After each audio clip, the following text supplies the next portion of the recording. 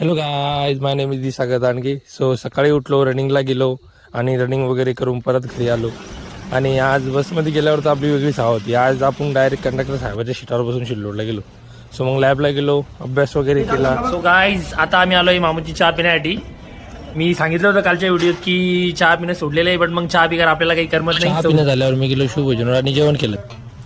So guys, आम्ही आज सध्या लॅब समोर आहे, मी आणि उपळीकर. हे बघा, उपळीकर गेम खेळतोय BGMI बॅटल ग्राउंड मोबाईल. काय रे, पबजी खेळतोय तो आता. सो आम्ही सध्या इथे बसलेलो आहे. मी करतोय विचार माझ्या स्वप्नांबाबतीत. आणि याची आणि माझे स्वप्न एकसारखेच आहे, एकच आहे. मी लगभग इकडे बघ उपळा एकदा.